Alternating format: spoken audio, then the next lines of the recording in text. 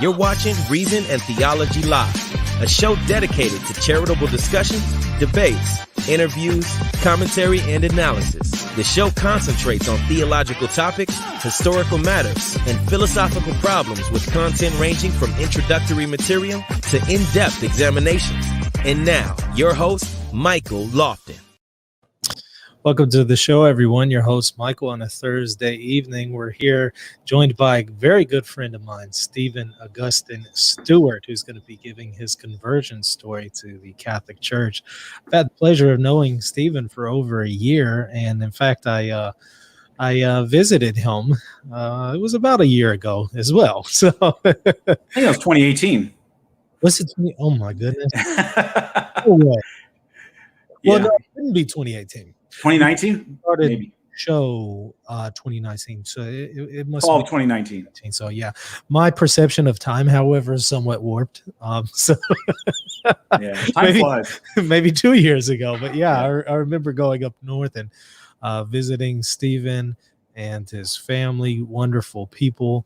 It was in Milwaukee, right? Well, we were about 30 minutes west of Milwaukee, but close. Yeah. Okay. Yeah, and then we went to Chicago and a few other places and got to visit his parish, and it was awesome. So I'm looking forward to his testimony. What I'm going to do is just go ahead and turn it over to you, Stephen. Tell me a little bit about your background. I know you're a Protestant, but maybe kind of walk us through how you made your journey to the Catholic Church. Sure. Before I start, again, thank you for having me on. We've been talking about this for a while. We've had a couple of misses. I tried to get on, but it didn't work out. But thank the Lord it's happened now. So I'll be happy to share a little bit of what God has done in my life and bringing me to the church. So it's really not an incredible background. I grew up in a fairly nominal Baptist home, my mom being a very pious Baptist. Well, not very church going though, but she had a lot of convictions and memories about going to, the little brown church on the hill sort of thing, just the bluegrass gospel, very simplistic stuff. I didn't know much of anything in theology. And honestly, we didn't really go to church until about when I was age 11. There was some crisis in the family. Don't have to get into that here. It's the internet. But there was some crisis that prompted us to start attending a non-denominational Assemblies of God break-off church. It's charismatic, but very good people. They had some evangelism explosion teams come to our house. They knew we visited, and they were giving us the presentation, the whole Romans Road thing, and asking, if you died tonight, would you be certain you would go to heaven, and all that stuff. I already believed in God as a kid.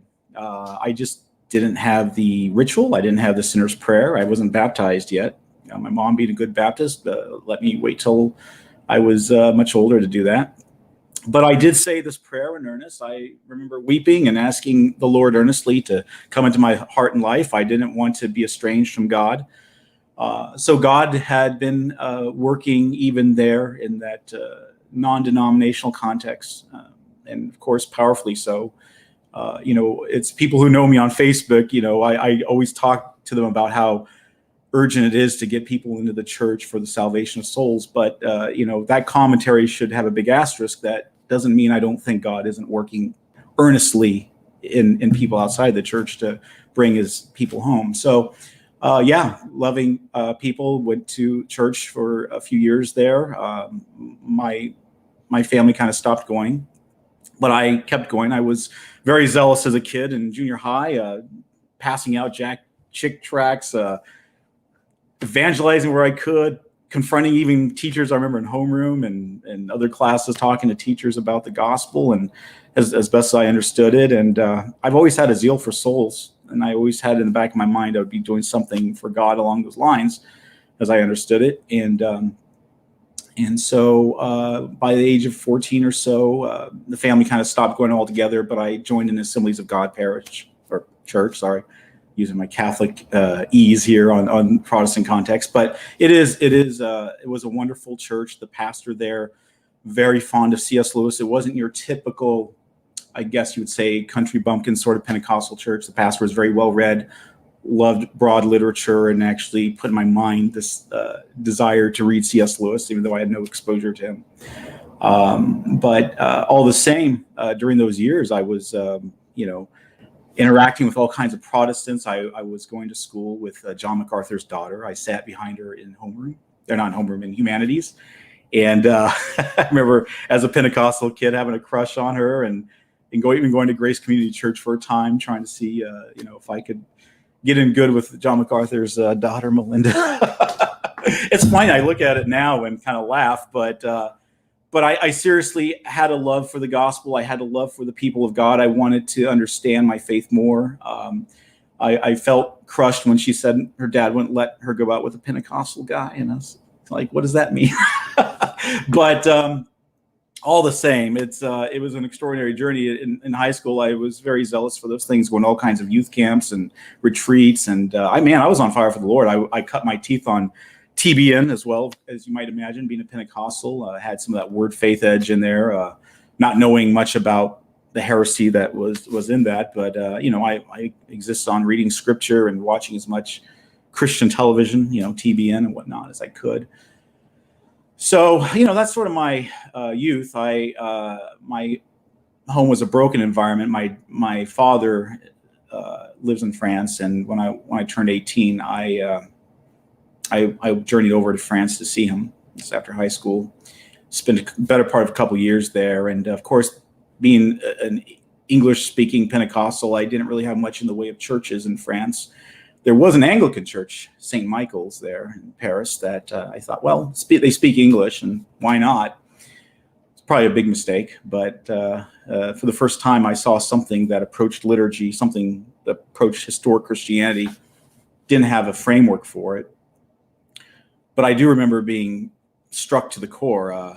They had this kind of weird reading and response. And this was a very sort of broad church, evangelical Anglican church. It wasn't high church or anything. I would never know anything about Anglo-Catholicism by going to it. But they did have the Book of Common Prayer. In the inside, it says, "This is the property of the Church of England, do not remove," or something like that. And of course, I stole it, being a good American. And I took it for myself, took it back to my house and started reading, and just struck about things with the Athanasian Creed and all these weird prayers, the Te Deum, and just a weird world. And I just thought, well, it sounds like they're kind of stuck in the traditions of men, but I remember I had a conversation, all the great Anglican friends there, they wanted to go out for beer after mass or after service. And I said, oh no, as a good Pentecostal, I said, no, you can't do that. God's against drinking. And I raised the ire of the vicar there. He looked at me and said, look, you don't come here with your Pentecostal piety and impose something on us that doesn't come from scripture. I'm like, really? I thought it said a wine is a mocker and things like that. So it really put a crack in my little world, my little bubble. And I think that's one thing we forget as Protestant, well, in a lot of Protestant circles, and this happens anywhere. You can be in a religious bubble where you think that whole world of Christianity is just that thing you've been exposed to. And that crack started coming in Europe. I started seeing these great cathedrals and whatnot, and just didn't have a category for what I was looking at. Put that in my mind, but I finally came back to the States and moved to Florida in 1993. I joined Teen Challenge. I was certain God wanted me to help troubled teens who were addicted to drugs. As you might know, it's David Wilkerson's ministry to reach out to drug-addicted kids and teens and adults. So I went to work as sort of a kind of like a counselor. I moved in. This was up in Sanford, Florida. I moved in and just started helping as best I could as a Pentecostal guy. And we, after Hurricane Andrew back in '93, dating myself, of course, after Hurricane Andrew, we were going out and detailing cars to raise money for the organization. And so I had happened on one of the cars, a truck, on the back, there was this giant box of tracts of religious literature. And I was like, oh, this is cool. Lots of stuff about God and whatever. But it was a big mistake that I looked in there and I picked up a tract by Charles Haddon Spurgeon, great Reformed Baptist, the Prince of Preachers, as he's known by a lot of Protestants. And it was a little tract called Defense of Calvinism as the Defense of the Gospel. Calvinism. I heard about that. I was told not to hang around those crazy Calvinists because they believed in predestination, dirty words and things like that. But I thought, okay, I'll bite. I opened it and read it, and it had been one of the most phenomenal reads, short reads on what the gospel was in 5 brilliant points I never considered or thought about. And Charles Spurgeon is a very effective writer. I mean, anybody who hasn't had the pleasure of reading his writing, it's just a very moving style, very full of passion, full of conviction. He knows the man studied the Bible on his own. He educated himself. He had a library of 10,000 books. He never went to school, but pretty phenomenal considering how he came to be one of the most prominent preachers in London in the 19th century. So, of course, that rocked my world. I was like, this Calvinism stuff, this is strange. I've never really heard this, but I was hooked. I could not express adequately enough what that meant to have a theological, dogmatic explanation, a systematic explanation for how the gospel worked. I was convinced this is what Christianity is. So my tenure there didn't last for long because I was being a good convinced Calvinist by that time, started telling all these people about Calvinism. I didn't know it was foreboding. I didn't know I would get kicked out. They just sat me down one day and said, look, Steve, we understand you come to this conviction about the gospel, but we Pentecostals don't believe in Calvinism and whatnot. And so they basically gave me the ultimatum of change my mind or change my location. So I was like, all right, I'm not going to change my theological thinking to satisfy, Teen Challenge. So I took my exit. Let me know if you want to break in, Brother Michael. I'm just going on here at 100 miles an hour. This is really good, and it's stirring up a lot of memories on my part. Talking about Charles Spurgeon. I remember buying that 5-volume set of his sermons and reading through some of them. I may have read the same one that you were referencing there earlier. So. You might have, and he was a very prodigious writer. He's written a lot, and his sermons they're phenomenal if you look at him on the rhetorical, and of course being very well acquainted with Scripture. I mean, he was just a phenomenal writer. So anybody who reads it and says, "Well, that does nothing for me," they're not really paying attention. They're just sort of reading it superficially. But that said, I jumped into I moved location. I went South Florida, and I was like, well, what do I do now? I was really legitimate. What I did actually was I went out and bought myself Calvin's Institutes of the Christian Religion.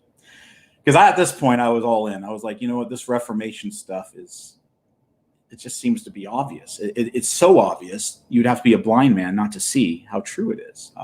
I went out and bought Calvin's Institutes, and being a bachelor at the time, I took a couple of weeks and did nothing but read them and devoured them. And I don't say it as a point of boasting. Very few people get through it, but the point was I was single and bored, and I wanted to wanted to know the gospel inside out. And I thought, what better than to read John Calvin, right? So that's all I did for hours on end. And there was if you don't mind me read this little bit from Calvin that stuck in my head, and I wasn't quite sure what he was meaning by it, but it did seem like a pretty amazing boast. He said he was in his prefatory address to King Francis, to the magistrate at the time, King Francis. He writes this in the opening of his Institutes. He says, "Moreover, they, the Catholics, unjustly set the ancient fathers against us. I mean, ancient writers of a better age of the church, as if in them they had supporters of their own impiety," right? The Catholic superstition and whatnot. If the contest were to be determined by patristic authority, says Calvin, to put it very mildly, the tide of victory would turn to our side. To put it very mildly, Calvin says the tide of victory would turn to our side. That's a pretty powerful claim. And I thought, well, of course, why not? It's the gospel. Who wouldn't see this as being the obvious reading of sacred Scripture? And at that time, I was getting deeply into Michael Horton, Kim Riddlebarger, the whole Cure guys, Christians Unite for Reformation. I started a journal, my own theological journal in earnest. I was writing a journal called Foundations Theological Journal. It had a readership of up to about 200 people up as far as Georgia. I would get letters. It wasn't big, but I was so excited about Calvinism, about the Reformed gospel, that I was making it my business to have it everywhere. I even had a bumper sticker on my little cheap Chevy Citation at the time that said, Arminianism, the other gospel, right? And I quoted from Galatians 1, whatever. And I even had a guy pull me over while I was driving to talk to me about that bumper sticker. So I was a very effective evangelist when it came to Protestantism. And the reality was I was doing these journals. I was interviewing R.C. Sproul, John Gerstner Sr. A lot of these names won't mean anything to a lot of our Catholic and you interviewed Sproul? Oh, yeah. Sproul. Michael. What did y'all talk about? Reformation, Okay. why it was the God, it was just all about the Reformation. And I thought, well, evangelicals don't know this stuff. I was going to Palm Beach Atlantic University and doing what I saw the guys in Cure doing. They would go and interview people about the gospel. What is justification, right? What is the 10 Commandments? Do you know the 10 Commandments? And I was like, it's this bad. They would go to these bookseller conventions and interview evangelicals about their own faith. And, before we laugh at the evangelicals, I would have to say the amount of biblical illiteracy was bad there. But then becoming a Catholic, the amount of biblical illiteracy is almost palpably on a order of magnitude more. It's we can address that later. But my point is I thought, wow, why would people not want to know their Bible, not know their Reformed confessions, not know Christianity? So I would go around in the school and ask people about the 10 basic things, 10 Commandments, the Lord's Prayer, justification, all the Protestant stuff. I maybe got one or two good answers, right? Just being able to articulate Reformation theology. So here I am thinking I'm in the mainstream of the Christian religion. I'm thinking, wow, Calvin told me that the church is on the side of the Reformation. So these stupid Catholics they obviously left the church. So I was very bold. I was buying books by St. Augustine and Thomas Aquinas and whoever else I could get my hands on, because I thought clearly these people are going to be vindicating the Reformation. I even read a book by Michael Horton called Putting Amazing Back into Grace, where at the end of it, this was back in the early 90s, at the end of it, he has this 10-page appendix where he goes through the fathers and talks about where they support the 5 points of Calvinism, right? I mean, this is the world I was in. You can find websites out there now that talk about the fathers as proto-Calvinists or something like that. It's all laughable now on this side of things, but in earnest, I really wanted to be a good son of the church. I didn't want to do anything new. I wanted the gospel just to be the gospel that was always believed and taught and preached. So I knew Catholics had a problem. I knew evangelicals had a problem. People just weren't aware. And so I'm reading Augustine. And of course, I'm like, well, yeah, let's go read his anti-Pelagian writings, right? Because anybody who's not a Calvinist is obviously you're a Pelagian. Or you're sneaking Pelagianism into the back door or something like that. That was the mentality that you'll see in some 17th century Calvinists and things like that. But as I'm reading these writings, I'm like, it's saying things about predestination. And for the record, I to this day still believe in unconditional election. I've never given that up. I've always been an Augustinian hardcore. I always feel like I'm on the fringe of Augustinianism still. But I'm a Catholic, and my belief system conforms to the church's limits, so I don't go beyond what that is. But the point is, I thought, well, Augustine's teaching predestination. There you go. I'm a Calvinist. Augustine's a Calvinist. I didn't quite see limited atonement. I guess if you squint in a few places, you might find that. But the point is, I don't want to get too much in the weeds here, but the point was I'm reading in earnest Aquinas and Augustine and some other fathers, and I'm just not quite seeing what I thought was there. In fact, I'm finding disturbing things in Calvin. He's not quite supporting limited atonement like I thought. And I guess what's happening is, as I'm reading these people and finding this diversity of opinions about even within the Reformation, I'm starting to get more exposure to more broadly in the Reformation. Luther was in my radar. So in the mid to late 90s, I'm reading heavily in Luther because I felt like this sacramental language in Calvin was absent in my OPC experience. But at this time, I'm in the Orthodox Presbyterian Church, by the way. And if I didn't say that before, I'm saying it now. I jumped into the OPC, was a very convinced Presbyterian from about 1993 up through about 1997. But I'm also reading Luther heavily, and I'm teaching Luther. I was solicited to teach Reformation history at Coral Ridge Presbyterian Church in Florida.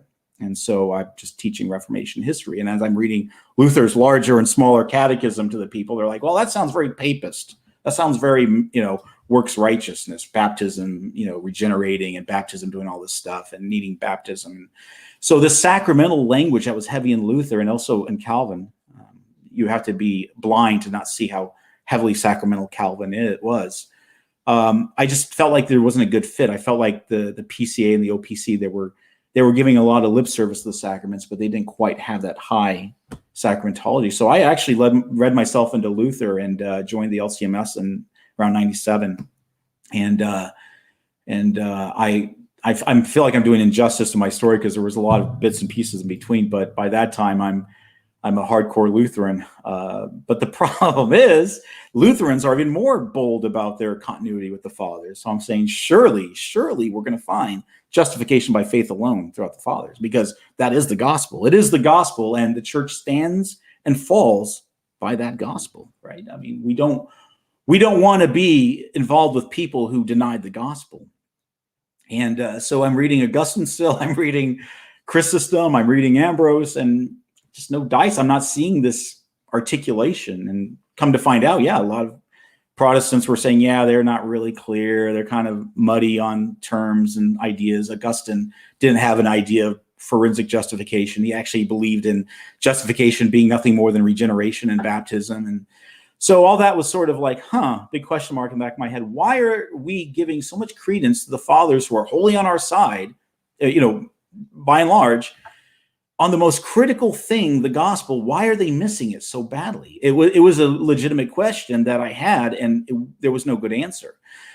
One fellow in the Reformed context said, well, it's because they were under persecution and they didn't have time to hammer out the details of the gospel. They were inconsistent, whatever. I've heard a lot of excuses.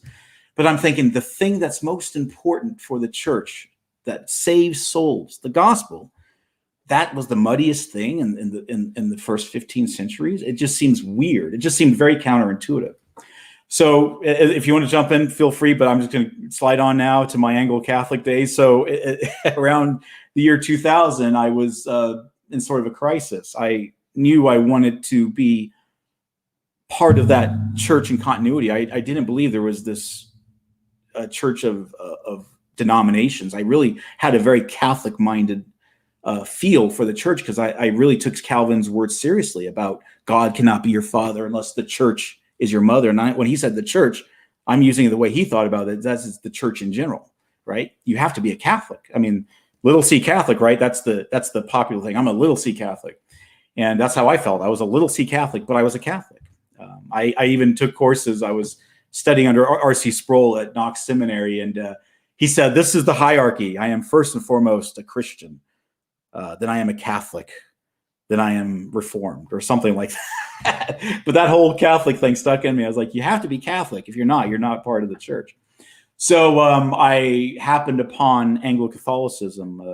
A Lutheran minister in passing said something about C.S. Lewis and the Inklings and Anglo-Catholicism. I asked, well, what's Anglo-Catholicism? Oh, it's just Anglicanism and very high churchy. They love sacraments. They love sort of getting back to the basics. And he wasn't recommending me to go to Anglo-Catholicism. He said in passing, but I didn't realize there was up the street from where I lived an Anglo-Catholic church. It was part of the ACC. The Anglican Catholic Church is literally the denomination. I was like, well, I remember being an Anglican or going to an Anglican church in France, and I thought that was a pretty good experience. But these guys were all about sacraments and stuff. And I walked in. I went there one Sunday. I walked in, and I was, Michael, if I told you I was floored, I was gobsmacked. I felt like I took a detour. I was in Doctor Who's time machine going somewhere. And I walked in, and it just felt like an otherworldly presence. They had incense going. They had statues. They had an altar rail. They had an altar, right? That the priest wasn't facing me. He was facing east. And I felt like, what is this? This felt like something out of the Middle Ages. Kind of stuff I would probably see in France, as far as the architecture that would suggest this stuff. And I was very blown away. And I got to say, I absolutely loved it, because now I was starting to see this incarnational reality to the faith. Anglicanism saved me in many ways, because as internally incoherent as it is, it's a happy incoherence. It's a happy inconsistency. It tries to get its arms around so much that now you're embracing more of the East, you're embracing more of the Middle Ages, you're embracing more of the patristics. it's Anglicanism lives happily with these contradictions. It's a beautiful and frustrating system all at once. And so I got in there and I was like, this is phenomenal. This liturgy makes sense. I can't follow it to save my life, but everything about it breathes gospel. The very thing I was starting out to wanting to preserve, it just made sense. And it was much more than what I experienced in France. It was like heaven on earth to me, truly. And it was this time I was actually starting to be awakened to the historic church more and more. And I was visiting some Eastern Orthodox churches. I was going to an Antiochian church for some time to sort of get a feel for what this ancient liturgy was about. Because I thought, well, the Anglo-Catholics are doing this. Well, surely Catholics and the Orthodox are doing it. They have to be. They claim to be, the one true church, one or the other. So I visited Antiochian church. I was going to Byzantine Catholic churches, and I got to tell you, Michael, I went to some Novus Ordo churches, and it was very disappointing. And of course, anybody that listens to your show, I mean, this isn't a jab at the Novus Ordo in itself, but this was the lay of the land. I was in a very liberal diocese. They had women going up and down the aisle with the Gospels. They had crazy like drums and procession. It was just chaos. It was very charismatic and very. It felt like something I would have experienced in my Pentecostal days, and I was turned off immediately. I had no desire to become a Catholic based on that experience. So, if anybody says, "Well, you just became Catholic because of the aesthetics," no, I became a Catholic knowing full well this was the church I would have to be a part of, the church that had those fringe services. And thankfully that wasn't the end of the story. But the point was, as an Anglo-Catholic, looking into these various traditions, I felt very at home. We claim to have bishops. We claim to have succession. We have the 7 sacraments as an Anglo-Catholic now. But yet we have our ties to that Protestant Reformation, which I thought was a very good anchor, because we don't want the Roman accretions. We don't want those superstitious accretions, veering us from the truth. And, it was truly for 17 years as an Anglo-Catholic, I just thought, well, this is it. I'm going to become a priest. I want to serve in God's church as an Anglo-Catholic minister. And this time I'm very ecumenical. I love the Catholic brethren. I love the Orthodox, even my Protestant brethren who had no succession. I just loved it all. I had my hands around the entire church, it felt like. So everything was working up to that point. I was helping assist at Mass, as I understood then, even preached an entire liturgical cycle. I was a postulant. I was doing sermons. I was teaching classes. I was just fully there, Michael. I felt my whole life was amounting to this. And in 2016, I moved to Wisconsin to go to Neshota Seminary, right? So this is kind of the climax of the story here. And it was a phenomenal experience. Neshota House it's a great Anglo-Catholic seminary. It's probably one of the, you won't get this experience anywhere else in the U.S. It's if you're looking for that true high church tradition, they have it. You'll be exposed to everything. And, it was very high Marian theology. We had our own Marian society. We'd gather every Tuesday evening, praying to the Virgin, asking for her healing. I mean, it was Anglo-Catholicism wheels off. It was just full bore, pedal to the metal. It could be it would make a Pusey probably blush or puke or one of the others, but it was that high church. And I felt like this is great. I am Catholic. I am so Catholic. I am so happy to be Catholic. I called myself Catholic before I called myself Anglican. And then the foundation started to crack.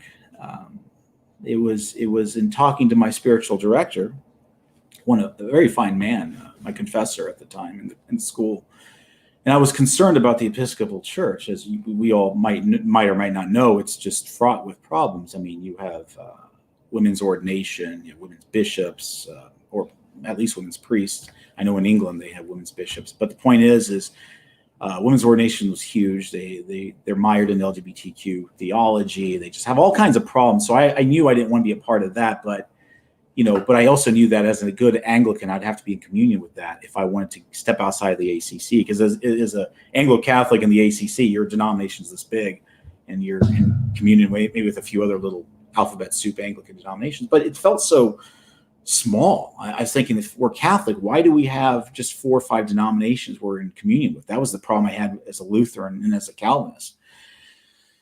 So I was contemplating the Episcopal Church, and I talked to my confessor, and in confidence, he said, Steve, I didn't make the Catholic Church, and neither can I unmake it. We're not here to be in the church only when she suits our ideals. We're here to be a good member of the church, even when she doesn't. And this was sort of the crux of his conversation with me. And that stuck with me during seminary. And I was like, well, wait a minute. If that's the truth, why are we not part of the Roman Catholic Church?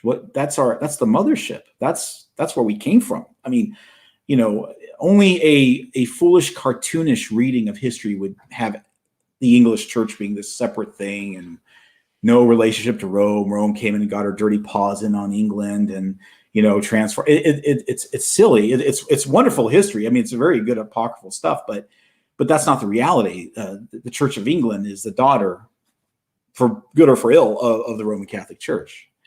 And so I started asking myself, like, well, what's the deal? I mean, I want to be a faithful son of the church. So if you're telling me I need to be a faithful Catholic within the church, regardless of these problems going on, what's keeping me away from the Roman Catholic Church? So there was a lot more going on in the seminary. The liberalism reared its ugly head. They always say there's two things you don't want to see made: sausages and pastors. And it became a revelation to me of what was going on. They were handing out these graduations, these degrees like candy. And I love some of the people at Nashotah House, but it was ridiculous. I got through Hebrew without even studying. I got to be in the class without even studying. And I just started realizing this is a degree mill. Not that it couldn't happen anywhere else, but it's just like everybody was clamoring to become priests. What is the deal? Why is everybody clamoring to become priests? I'm thinking back to St. John Chrysostom's treatment on the priesthood. I'm thinking people were running from that. Why are we clamoring like it's some prize to be gotten? And it started becoming obvious. And this problem can happen anywhere, right? So I'm not saying this is unique to Anglicanism. I'm just saying there's this whole thing of like, if the church is this much of a mess, and I want to be a good, faithful son of the church, what's keeping me from exploring seriously Catholicism? So being in Wisconsin, I was telling my wife, Julie, that I don't know how much longer we have in Anglicanism. I really don't know. We started looking around. I was told by one of the people at Nashotah that, I can tell you how to dance around the bishop so that way you can get around the whole transgenderism problem. So that way you sound like you're in agreement with the church, but you're not in trouble. And once I started hearing that stuff, I'm like, I don't want to live like that. I want a church that knows who she is, has her identity fixed on paper. I can go and say, this is what we believe. And this has real continuity with the past and not some doctrinal eruption, like, oh no, we're just pulling this out of thin air because we want to make sure people like us now. And this happens all the time in the church and out of the church. I'm saying is there has to be something that transcends this experience, and Anglicanism didn't have it. It was a no-go. I visited a Latin Mass church here in Milwaukee. It's an Institute of Christ the King church. One Sunday, my wife and I went. And because it was Tridentine, it fit perfectly what we were already doing. It was Latin, to be sure, but because the Anglo-Catholic English Missal that came much later in the 19th and 20th century, much later, it fit that the contours of the Tridentine Mass. So we were coasting along. We just had to follow the language, make sure we were, following it properly, but there was no difference experientially in terms of how to follow the Mass. But we were dumbfounded. I mean, when I say dumbfounded, I've been in Greek Orthodox churches and I absolutely love their liturgy, John Chrysostom, whatnot. But this is the first time I've experienced the Latin Mass in the high Latin Mass context. And my heart was completely there. I felt like I was beating as one with it. I felt like I arrived. This is all experiential. I get it. Nobody wants to make a decision on religion based on a mere experience. But everything came together, all the longings and yearnings, all the theological things about the sacraments and the cross being made present and the saints and angels, all this became serious. This didn't feel like LARPing. This didn't feel like we were dressing up on Sunday to do it. This felt authentic. And thank the Lord, I did find some Novus Ordo churches that took it as seriously. And so it had that authenticness to it. But the Tridentine Mass, it just felt natural to me and to my wife and to us. So we after a couple of Sundays, we contacted the priest and we said, look, this is where we want. We want to be where the Church of the Ages is.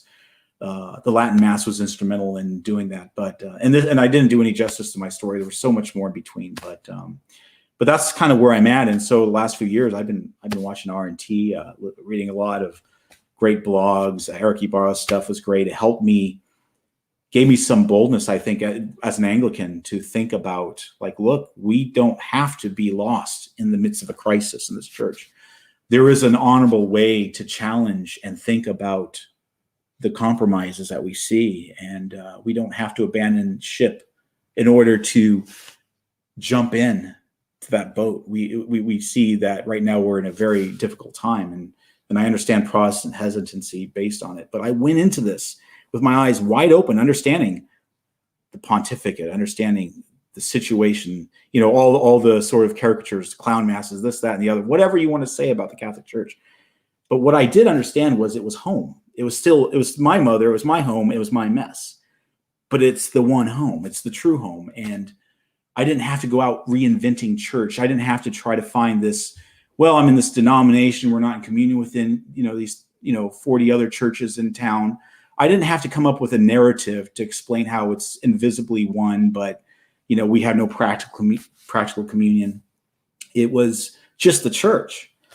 And I'm very thankful. And to this day, I'm a very zealous evangelist for the Catholic faith. And, but people like R&T and other great programs out there just doing a wonderful job, helping laymen sort of navigate through the finer and sometimes the stickier points of what it means to be a Catholic. But that's my journey. That's how I got into the church. But it was just so much reading and experiencing the liturgy firsthand. Just, you don't really understand the liturgy till you're there. It's like what the Eastern brethren will say. If you don't understand the faith, come to the liturgy, you'll see it. And they're right. The way you pray is the way that you will believe. If you want to believe well, you have to pray well. If you don't want to believe well, you can screw up the prayers, you can screw up everything else, and it'll lead you askew. And I understand people being scandalized sometimes by bad services, but anyway, that's where I'm at. If you want to talk or engage, feel free. I've been talking a lot here. You mentioned there that you were going to an Antiochian church and yes, you visited Greek churches. Yeah. Why not Eastern Orthodoxy? Well, I guess at the time that my problem is I was a convinced and am still a convinced Augustinian, for good or for ill. I mean, people can laugh and snicker and point. But one thing I was convinced was the theology of Augustine. It looms high over. I mean, he's not, of course, the one father we go to, but we live under the shadow of Augustine. I mean, you can't talk reasonably and seriously about the Catholic faith without talking about Augustine. He did things for the church that a lot of fathers could never or would have never done or been able to. He was in a unique position to take the best of the classical world, philosophy, his education, rhetoric, and literature, and his deep and profound reading of Scripture, his love for the tradition and the authority of the church. All that came into a perfect storm. And as he battled the Pelagians, it was quite obvious to me that, the good news is that we don't have the ability to save ourselves, but God has taken care of that. He's taken measures. And I just would never, not that the Orthodox don't believe in prevenient grace, I'm not suggesting that, but the paradigms of original sin and even questions of merit, those stuck in my head. I just felt like it made sense.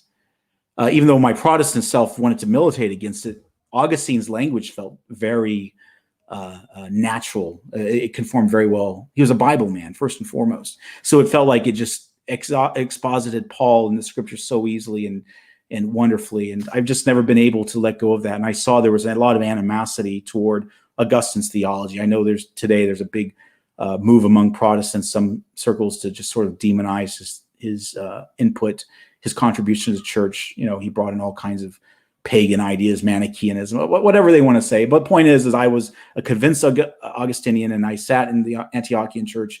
And the moment I brought up Augustine's name, you should have seen the dirty looks I got. In fact, I was there. I was worshiping with Terry Mattingly. You might know who he is. He is getreligion.org.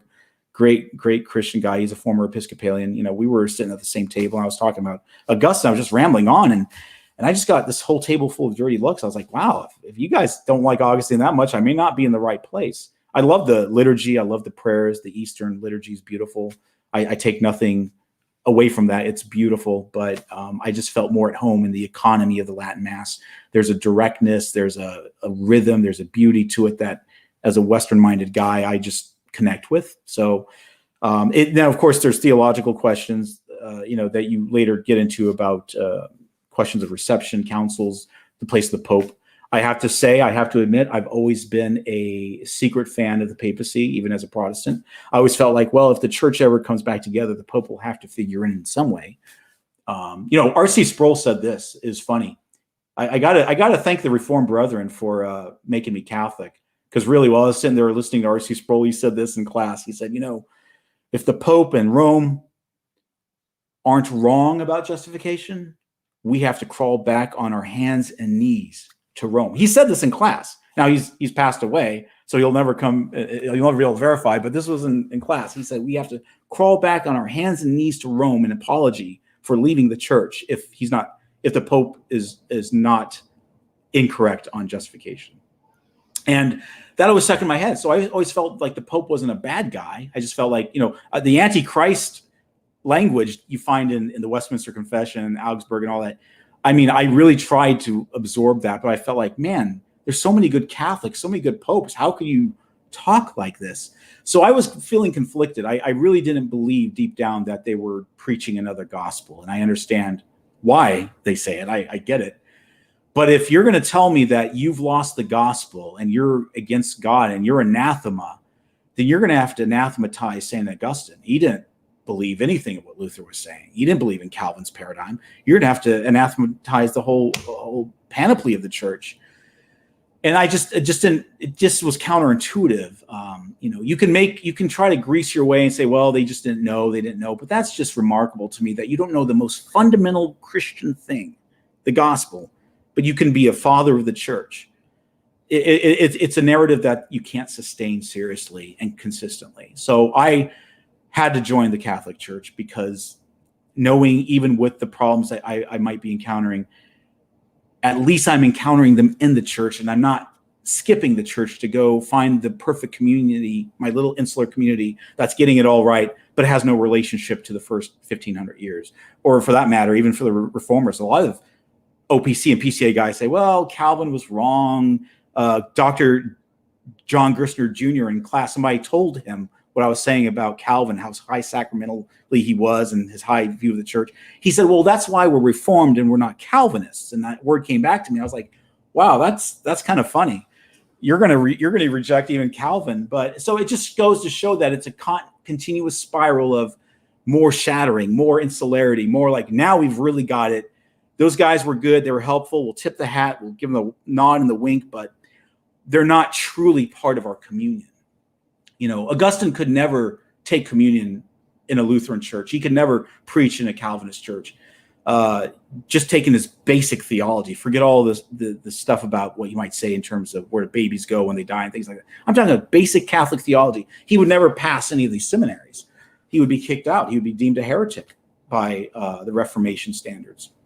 So that was a long-winded answer, but yeah, orthodoxy just did not seem to suit the Augustinian temperament and mindset that I had. So I felt like, well, God bless them, but I can't go with them there. I have to remain true to my Augustinian self. It sounds like you and I have made the exact same observations when it comes to criticisms of the Protestant communities and why one can't be a Protestant. I think you hit the nail on the head when you mentioned that, okay, well, yeah, some fathers make mistakes, but how could they get something so basic wrong? Such as the gospel and justification. How could they get that wrong if they're revered and they're exactly? I could see what evangelism explosion would look like with a St. John Chrysostom and St. Augustine going door to door. It would be a very different conversation. I'm not saying they would disagree with, invite Christ in your heart as Jesus. I mean, that's just sort of evangelical speak for, really, really believe in Christ. I get it. But they weren't asking people to invite God into their heart. They were saying, repent and be baptized. Go and submit yourself to the church. this, and the problem is, in the Protestant paradigm, is they take the gospel and they isolate it from the entirety of the church. They wrench the gospel away from the means that God gives. Now, in Reformation theology, to their credit, they talk about word and sacrament under the ordinary attendance at church. I mean, you couldn't exist in Calvin's Geneva and miss church for 2 Sundays in a row. Like, I know Reformed people say, well, it's not really a mortal sin to miss church. You don't necessarily go to hell because you couldn't even go to a Baptist church in the 19th century and just skip it for weeks on end. They had a high view of the local community, right? In some ways higher than a lot of Catholics treat it. Like, well, we miss Mass, we'll just go to confession and get it all done.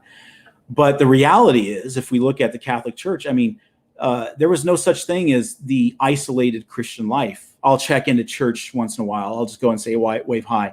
The church is there as a midwife to nourish us, to grow us up in the faith. And you're right. We treat it as sort of this, this sort of isolated thing that, oh yeah, and by the way, we have the church to help us. No, Paul's writings in the New Testament don't make the church ancillary to the gospel. The gospel is in the context of the ministry of the church. So if you want to know the gospel and be nourished in the gospel, you go to the church. And this is exactly how Augustine would have talked. This is exactly how Chrysostom would have talked. They wouldn't have been urging people just go read their Bibles in their corner and say the prayer and then come and get baptized later. You weren't considered a convert until you were baptized either. And that's a little astonishing, but we think of the conversion as what God's doing in my heart here and now. And that's the beginning of it. That's grace doing its beginning to get you to conversion, i.e. your baptism. So I have another question. Sure. And y'all go ahead and send some chat questions. Make sure to send them to @ReasonandTheology. So my question is, you said that you entered the Catholic Church eyes wide open, knowing Yes. that there's some stuff going on. How did you come to the conclusion that this is truly the church established by Christ in spite of everything that you encountered? You know what's funny about that? It's almost like providentially, and I think this was wisdom on the Lord's part. If I could dare to speak for what God was doing, I had the itch to join the church in 2012 under Pope Benedict. I think if anybody told me the best time to join the church, they would probably say it would have been under Benedict, right? Because most people love Benedict, and I love him. 2012 is when I joined. Yeah. And so I was actually this close, thinking, you know what? I even texted my friends in Florida. I said, guys, I'm really thinking about joining the Catholic Church. But for some reason I didn't. I was like, whatever. And I got over that urge. But knowing, the Holy Father Francis and the problems that people have with him, and I get it. I don't want to let my Protestant friends think that somehow this is a magical time. It's the best time to become Catholic because things are going so swimmingly. It is a terrible time to become Catholic with a purely human eye. I became a Catholic because I was convinced that God made the church necessary for my salvation. He didn't say, you wait till the right pope comes in. This was a hard pill for me to swallow. If you want to wait for the right pope to come in, we might be waiting 20 more years. We probably won't see I would be amazed if the next pope was better than Francis. I would be amazed. But he's still God's man in a very real way. He's the head of the church, visible. He's the chief pastor, and he's the symbol of our unity. So I had to make a choice. I knew the faith was there in spite of some of the bumblings of clergy, in spite of the crises and the abuses, which, by the way, is everywhere. Protestants don't fare much better in the abuse cases per capita. It's not better there. We're bigger, where there's 1 billion plus of us, so you're going to see more stories like that. But my wife and I had to make a decision. Do we wait till the church suits us, or do we become good sons and daughters of the church because that is necessary for our salvation? I was convinced it was necessary. God made the church necessary in spite of bad clerics, in spite of bad popes. And that's it. I had faith to do it. And I don't regret that decision to this day, as much as I might wince at some headlines. The current crisis with Summorum Pontificum and all this stuff. These are just tempests and teapots for me. It doesn't change my love to be a son of the church. I might weep, but yeah. Let me ask you this, because there's going to be a lot of people who are watching that this probably applies to them. Back when you converted, Yes, if there were no Latin masses available, mm-hmm. and the only thing that was available to you were those Novus Ordo masses, yes, that you described, yes, would you still have joined? Well, I would say if my now this is all, of course, based on experience and providence. If all I saw were crazy charismatic masses, I don't know if I would have been so keen to give Catholicism a second look. So, I mean, this is kind of hard to determine what providence will do. Knowing now what I didn't know then, I would say if all we had was a clown mass, but the sacrifice mass was there, I may hate showing up at church, but I want Jesus regardless, in spite of it. There's nothing in the Catholic Church that says you have to like what you see or have to assent to the craziness, or you can protest loudly. Protestantism isn't protesting. Protestantism is schism. Let's just make that clear. That's a different route. So I would say the short answer is I would probably go to the ordinariate. I know you didn't put that on the table, but I've been to ordinariate masses and I love them because they're very Anglican. Or maybe go to the Byzantine Catholic masses or Eastern Catholic masses. But if all I had was just the Novus Ordo, just some very vanilla basic, I would still go.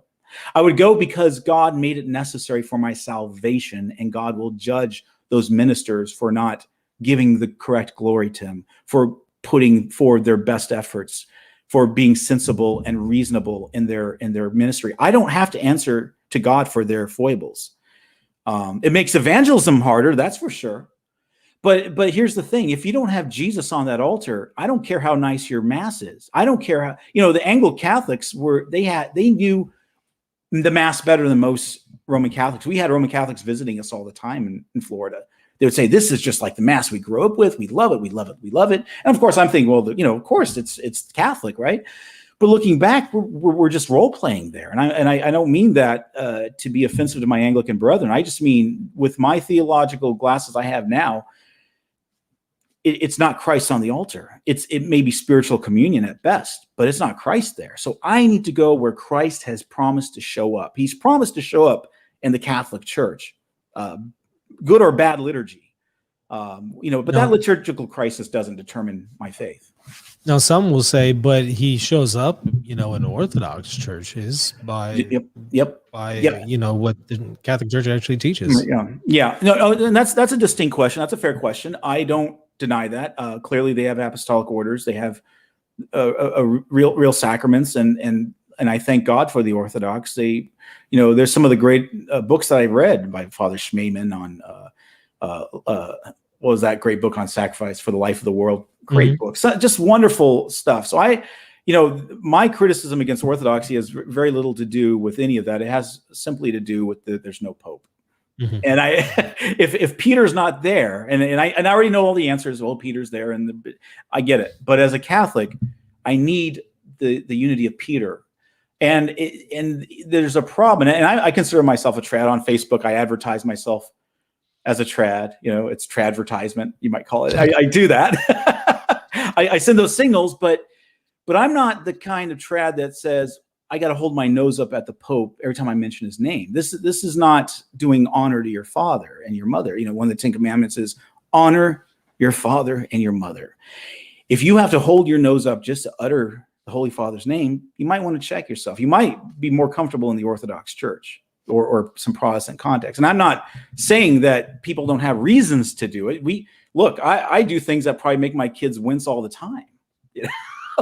But we're a family, and I'm still the head, and the Pope is still the head of the church, the visible church. So that's the only reason why the Pope is here, the Mass is here, Christ is here. The Castman, thank you for the super chat. He says, Steve, who is your favorite internet troll, and why is it John Cassidy? Well, he's my favorite troll because, bless his heart, he always tries to make the best memes, and 9 times out of 10 he makes some phenomenal memes. And then the other one time is they're just so bad, but I love him to death. I love Josh Cassidy, great guy. I've met so many good people on Facebook. As much as I decry it, we have a lot of good people on the spectrum of the Catholic Church there, and I'm so thankful to know him. Eric Ibarra, great guy. You, wonderful brother, William Albrecht. So, I feel like I'm part of a little family on social media. But yeah, feel free to shoot some questions. Give me your hardest ones. Melanie asks, toughest Catholic doctrines. How did you come to believe it or them? Yeah, so I would say probably the hardest one was indulgences. That is, as we all know as Catholics, development is our safety net. It has to be.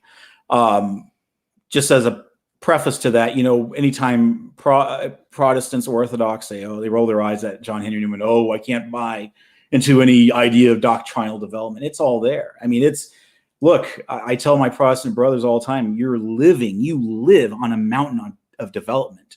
You can't even begin to talk to me about the faith without your development there. So let's just get away from this I don't like development rhetoric. We like it. We need it. We exist on it. So the reality is indulgences, it was a lot more late in its development. You might find some seed forms here and there in the early church and, the way penances work and things like that. So I just wasn't quite sure exactly how that worked. I had some hesitation. The Marian dogmas, funny enough, wasn't that bad. As a Calvinist, I believed in Mary's perpetual virginity, if anything, because Calvin did. So I was like, well, Calvin believed this must be part of what the church believed. I saw nothing in Scripture that would militate against it. So yeah, it was probably indulgences. Everything else was probably fairly easy to take in. This one is from Benedictus Intellectus. Does your soul feel a new grace in it since becoming Catholic? Wow. Yeah, I like to wax very subjective here if you give me a minute. So I'm a big fan of the Renaissance. I love the arts. I'm a super artsy guy. I mean, I love opera. So I'm all about aesthetics. I'm absolutely, and I'm shamelessly pro aesthetics. And so let me tell you a quick story. I was sitting in Our Lady of the Atonement. I was doing software gig in San Antonio, Texas. I was there before I moved to Wisconsin, and I was going to Our Lady of the Atonement because it's an ordinary church. I'm an Anglican, and there weren't that many ACC churches very close by. I sat down with Father Phillips, God bless him. He's just a great priest, and I asked him about some of these reservations I had about the church, the scandals, things like that. And he said, Steve, becoming a Catholic, this is very subjective, but becoming a Catholic, it's like putting on a new pair of glasses, like seeing the world with new eyes. Colors become brighter, sounds become more musical. He says you're not going to understand or believe this now, but when you become a Catholic, the whole world explodes in light and color. It's almost, and I was like, that's really weird, But then I'm thinking of that scene in Amadeus. That's one of my favorite films. So all you Amadeus haters, I'm sorry, I'm going to use this. Salieri picked up Mozart's paper, his music sheets, and he's reading it. And of course, the old Salieri commenting on young Salieri, looking at it, he's talking about how it's such a delight. So just this absurdly beautiful power of this music. And he felt like he used the words, I felt like I was looking through a cage, not being able to really, he just couldn't comprehend what he was seeing. He felt it, he heard it, he felt the power of it. But I said in a post on Facebook, Lord of the Rings, in this part of your answer, yes, there is a feel to Catholicism, and especially as a convert, it's more palpable. You can read Tolkien, you can read the great Catholic liturgy, you can read the Fathers and feel the beauty and the power and the magnitude of it.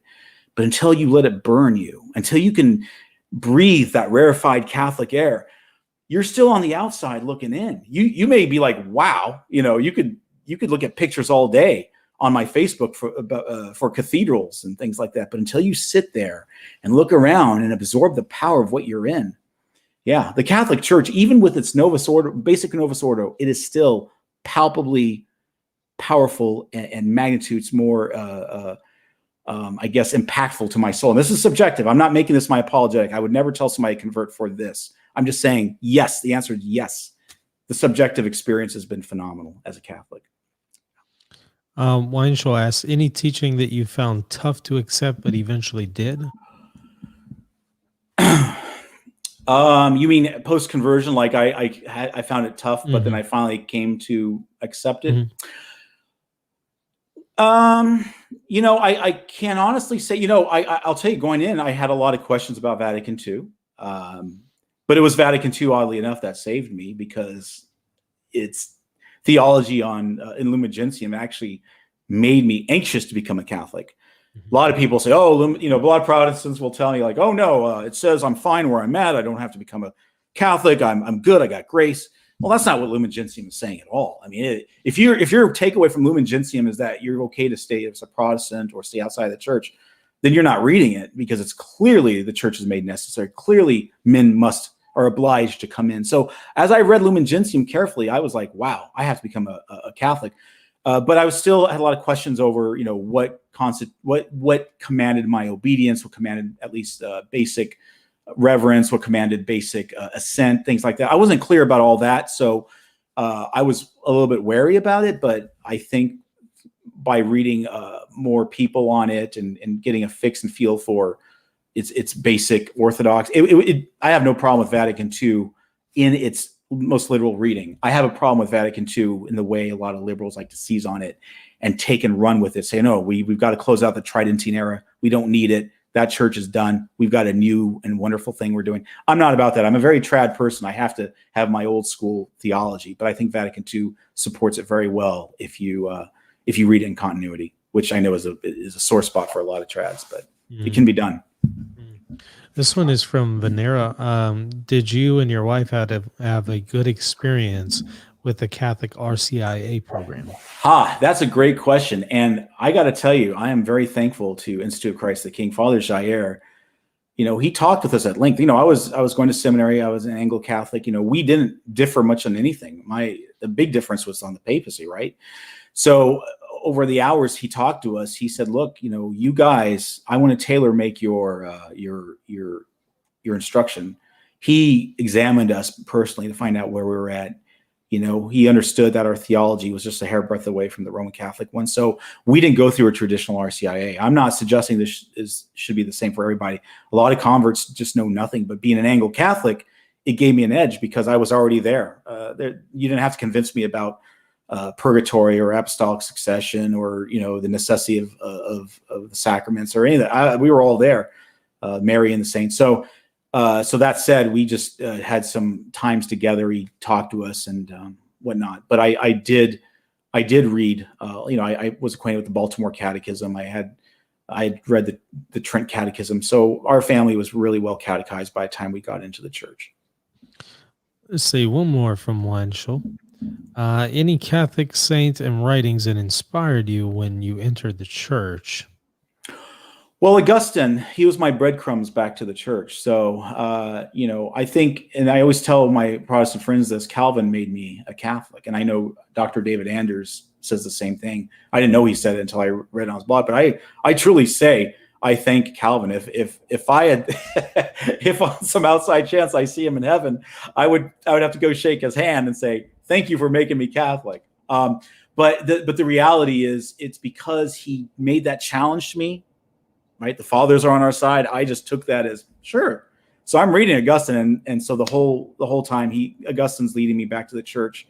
In fact, it was in City of God, book 22, chapter 8, when he starts talking about all these miracles in the church. He focuses on this poor guy who loses his cloak, and this guy goes to the 20 martyrs' shrines and prays to the 20 martyrs. And this is Augustine here talking about this guy praying to the 20 martyrs and getting money from the belly of a fish to buy himself a new cloak. And the report and the way people said is, look how the 20 martyrs clothed you. And Augustine, this is Augustine, the proto-Calvinist guy. And I was like, if Augustine is talking about prayers of the saints this like nonchalantly, what am I going to say to Augustine? I'm going to say, no, the Bible says you can't address the saints. That's not there. You're pretending it's not there, but it's not there. All right, well, let's go ahead and end it there. I don't see any other questions, but Stephen, this has been excellent. I've wanted to have you on for a very long time, and I'm glad we got the chance to do this. You're welcome on the show anytime. We'll see what my schedule could do, but brother, I'd love to be back. Maybe a round table or something. Yeah, deep dive on Augustine and predestination or something. I would love to. That'd be great. Whatever you want to do. And we could do it Yeah. dialogue with them. I think Yeah. that would be really fun, especially if they're Calvinists. So I love my Calvinists, man. I poke fun at them on Facebook, but I love them to death. They're good people. So I'd love to do it. So once again, thank you for coming on and doing this. It was an honor to have you. God bless you. And thank you everybody for watching. Take care. Thank you. And everybody, don't forget to, of course, comment, like, and subscribe. Share this on your social media. Also check us out. Patreon.com/Reason and Theology. It's the website scrolling around right there at the bottom. Check it out. You'll get access to extra content and also able to support us. So, all right. Till next time. God bless. God bless.